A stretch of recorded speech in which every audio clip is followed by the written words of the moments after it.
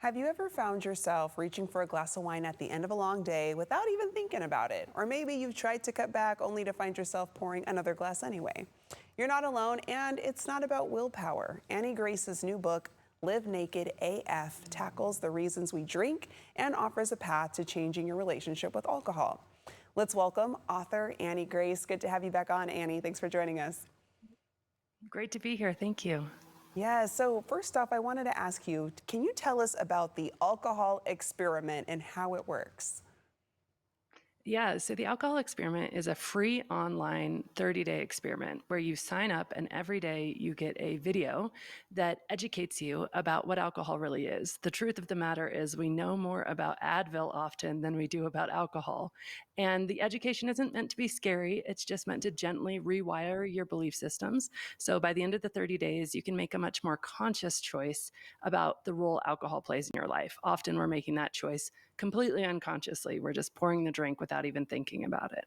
Yeah, and if someone does that and they're more conscious and they stop drinking, but maybe they still feel those urges or cravings, does that mean they're doing something wrong?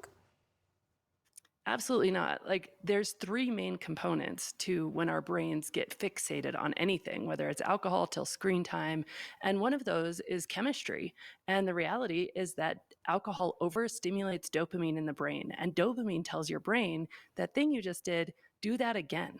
So it makes it harder to resist that second drink. That's combined with the fact that alcohol also diminishes the activity in your prefrontal cortex, meaning again that your ability to make good decisions is diminished with just that first drink, making that second and third glass of wine even harder to turn down. So sometimes we set limits for ourselves and don't realize the chemistry that's against us in keeping those limits. Yeah, and Annie, sometimes there can even be a social pressure when people go out. It's kind of just always around. So how do you suggest people handle situations where everyone else is drinking, but maybe you're not wanting to, but you don't know how to say it or refrain from doing that? So one of my favorite things to do is to just have a glass in my hand already. So I'll go up and I'll get my non-alcoholic beer, or I'll get my mocktail, maybe a glass of iced tea. And when something's already in your hand, people just assume that you're drinking with them. Another thing I like to do, because the brain doesn't like to say no, especially to our friends. So if someone asks me what I want to drink, I'll be like, yes, I'd love something, but why don't I get a Coke first? Because I need a little caffeine. And then maybe later I'll have something else. And no one remembers about later. But that way you get to say yes instead of no in response to, do you want to drink? Yes, and then when a craving does hit, is there maybe one simple practical thing someone can do in that moment?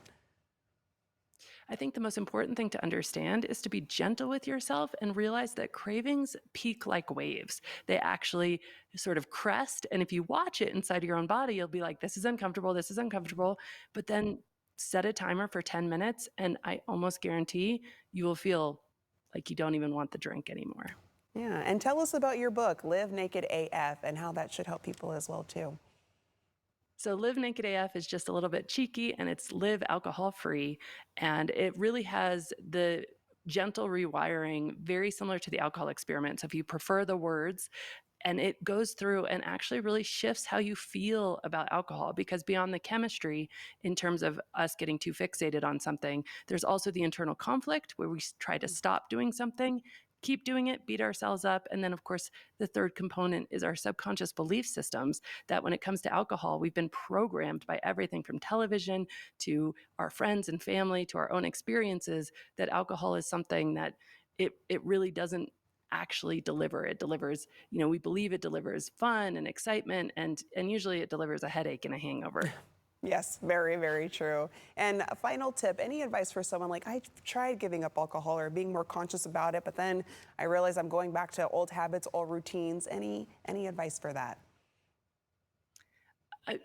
Being incredibly curious about what is triggering that new behavior, because often a new stressor came into our life. One of the things we don't realize is alcohol is a coping mechanism. It's one of America's favorite coping mechanisms. And when we don't look at what we're coping and the thing underneath the drinking, we can change the habit without actually changing the underlying structure of why we're drinking to begin with. But all of that comes through curiosity and compassion for yourself.